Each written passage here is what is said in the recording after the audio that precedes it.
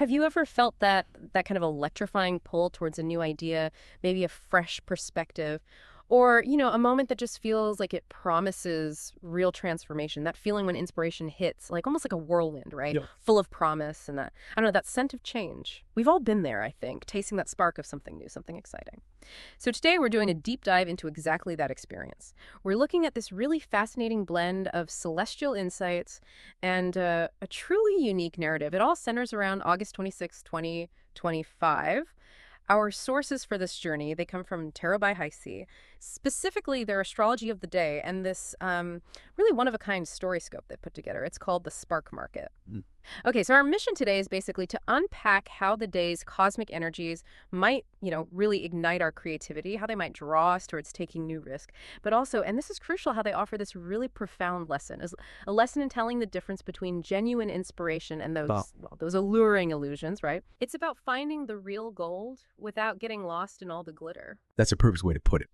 Because what we're seeing in the astrology for August 26 is definitely a period where creativity and idealism are just amplified hugely, guiding us towards new possibilities, opening doors for pretty significant, maybe even radical change. But like you said, with all powerful energies, there's always that necessary caution woven in. A strong suggestion, really, against just blindly following every single passion or, letting ourselves get completely swept away without a critical eye. It's really about harnessing that huge energy wisely, yeah? Not letting it just overwhelm us. Okay, yeah. Let's unpack this then. Starting with the broad strokes, the big picture astrological outlook for the day. The core themes for August 26th, based on our sources, seem to be innovation, inspiration, and ultimately deep transformation. It's described as kind of evolving, starting with an attraction, moving through enchantment, and ending in profound change. The forecast really emphasizes that creativity and idealism are supercharged at the moment, like genuinely pushing us to explore where we can try something new. It even suggests we might feel like we've totally transcended this world. What? There's this incredible, almost magnetic pull towards taking risks, following our hearts. It feels like an undeniable urge described here. And what's really fascinating here, I think, is the description of a specific kind of energy, a diplomatic fire that burns for justice and beauty rather than personal conquest. Hmm. So this isn't just about, what I want or my personal crusade. For you, the listener, this really translates into a powerful willingness to fight for others' rights just as passionately as you would for your own. It's a fire driven by principle, you see, not ego. And sometimes pursuing that fairness might mean saying things that, well, others don't necessarily want to hear. But it's for the sake of integrity, for that larger balance. A diplomatic fire. That's a powerful phrase. It sounds like it implies a very specific kind of courage, doesn't it? Is it more about choosing your battles carefully? Or is it about how you approach those battles once you're actually in them? Oh, it's absolutely about the how. It's not that aggressive, conquer at all costs kind of energy you might get from, say, a really direct Mars influence. Instead, this is Mars and Libra. And Libra is all about finding balance, finding harmony. But Mars gives it the courage, the drive to step in when that balance is disrupted. So you're not just noticing injustice. You feel energized to act for justice. But with a strategic, fair-minded approach, it's about standing up for beauty, for equilibrium, even when it feels uncomfortable. But, this is important, this surge of purpose, this energy, it comes with a crucial counterbalance. The source explicitly warns it's possible to go too far. It explains that just blindly following our passions or, getting totally caught up in the romance of a new idea or even a new person, well, that could easily lead to problems. This is definitely a day when saying no to some things, even if it feels difficult or like you're missing out, is absolutely necessary. It's really about conserving your energy, focusing it on your top priorities. This isn't about killing enthusiasm, not at all. It's about channeling it effectively. Right. So when you say go too far, are we talking more about physical exhaustion? Or is it more like emotional and creative burnout from just chasing too many shiny new things?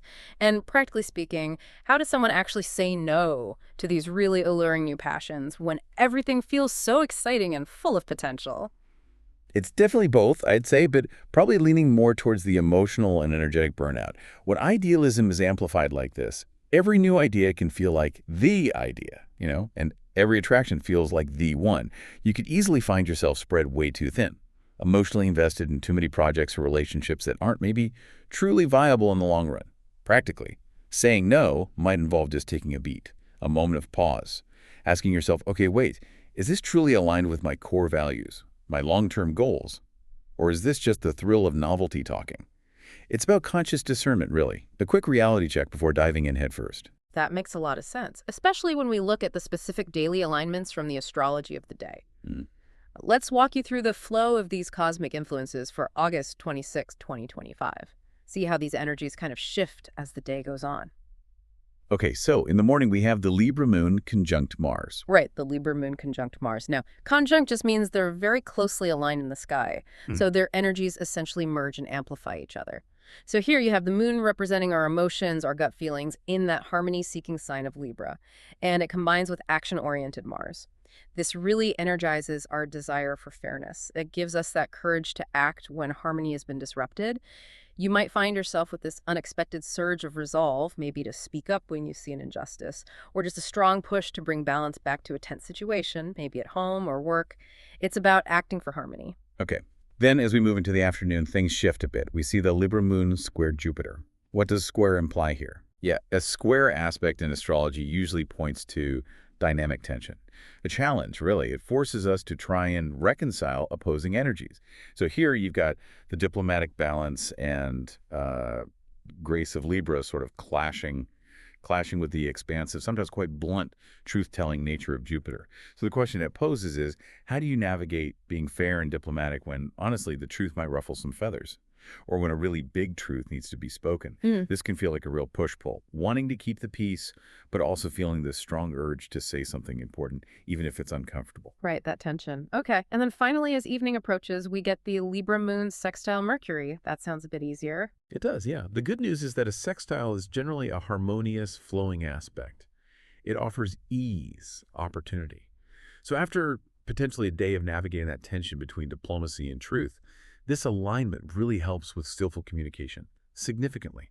It provides this beneficial energy to articulate your thoughts, your feelings, in a way that's both clear and considerate.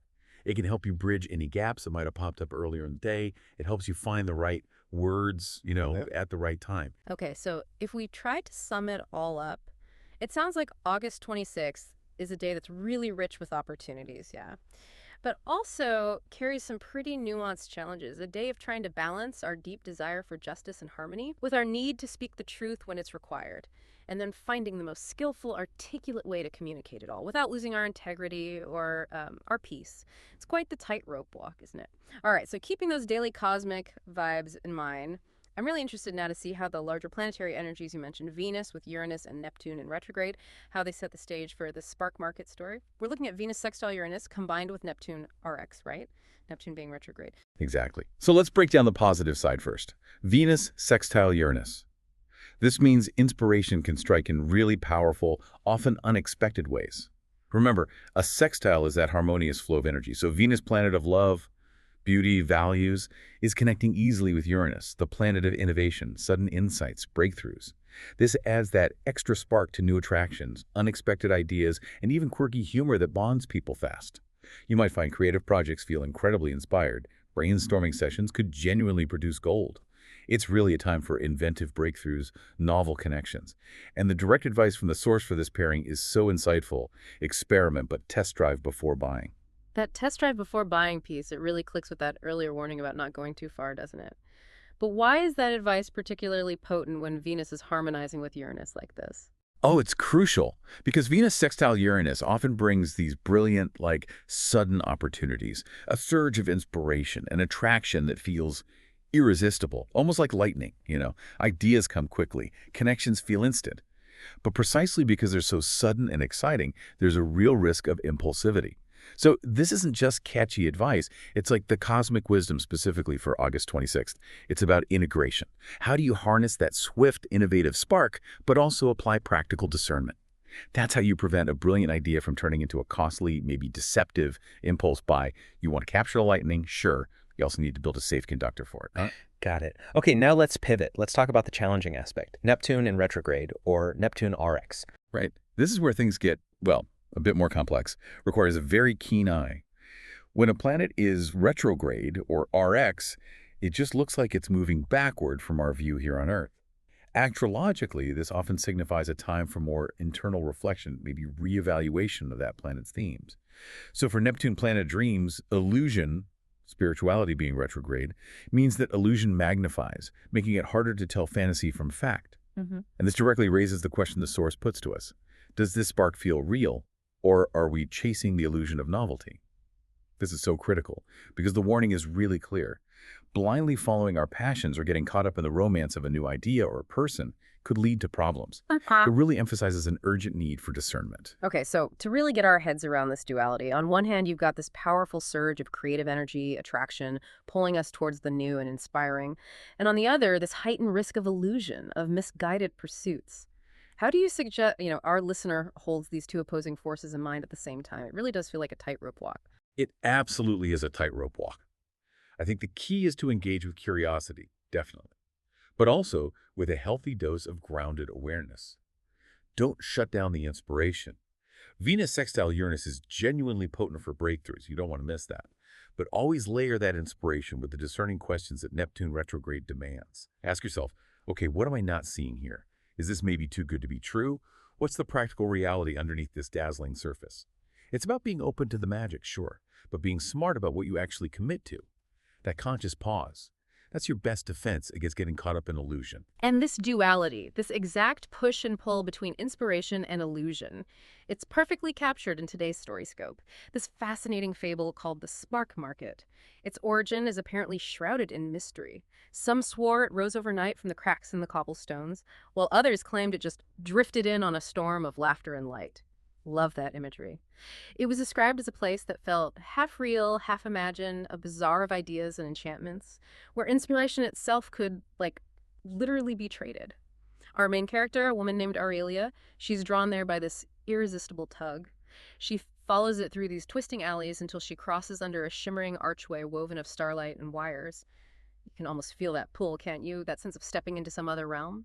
And inside, the market is just this dazzling wonderland. Stalls overflow with inventions no one had tested, stories that rewrote themselves with each page turn, and even musical instruments that played jokes as often as melodies. It sounds utterly captivating, a place where every single corner promises some new, delightful surprise. The vendors, too, they're equally intriguing, offering these really tempting wares. There's a masked man with a cloak that promises to make her unforgettable, instant charisma, right? A sly-eyed woman with a quill that could supposedly write love into anyone's heart. Talk about dangerous allure. And a laughing child dangling this clock that ran backward but promised forward leaps and inspiration. These aren't just objects, are they? They're temptations, immediate gratification, immense power, all rolled into one. And it's not just Aurelia who's enchanted. As she wanders, the story says, strangers bumped into each other, bonded in bursts of odd humor and sudden kinship, like old friends rediscovered. That feels like such a direct echo of that Venus sextile Uranus energy we were just discussing, fostering those quirky, unexpected connections, those instant attractions that feel so real, so wonderful in the moment. Yeah, what's truly fascinating here is how beautifully the market embodies that supercharged creativity and those unexpected ideas from the astrological forecast. It's not just like a backdrop. It's a vibrant, living metaphor for where inspiration might lead us. For all those dazzling possibilities that just capture our imagination, it pulls us in with its promise of the new, the extraordinary, mirroring that exciting surge of spark that the planet suggests. It really makes these abstract astrological energies feel tangible, feel alive. But as Aurelia lingers, she starts to notice the shadows. Things aren't quite so perfect. She sees the consequences of unchecked desire. Some buyers staggered under the weight of their purchases, their faces pale, their treasures crumbling into dust. Wow, that's a stark image. It really brings home the cost of not looking closer, doesn't it? And there are these specific, almost heartbreaking examples. A poet wailed as his self-revising book spun itself into nonsense. A lover sobbed and the quill's ink dried, leaving only hollow longing behind. It's such a powerful reminder that not everything in the spark market or, in life is actually what it seems on the surface. Yeah. Exactly. And this raises such an important question for all of us, doesn't it? How do we navigate this space between wonder and danger? The story just perfectly illustrates the risks we talked about earlier, that illusion magnifies aspect of Neptune, being retrograde. It vividly shows what happens when we don't listen to that critical advice. Test drive before buying. It's a really powerful cautionary tale about the allure of novelty and the potential for deep disappointment if we just rush in blindly, mistaking an illusion for genuine inspiration. It's like a mirror reflecting the exact cosmic energies of the day. And that leads us right to Aurelia's climactic moment, the turning point. A tinkerer beckons her over to a table. There's this delicate globe shimmering, holding a tiny constellation inside, and he tells her, this is the spark you've been chasing. Risk it, and you'll never see the world the same. But test it before you claim it. Otherwise, it may burn instead of brighten. It's the ultimate choice, isn't it? The grand promise, but with that critical, crucial caveat attached.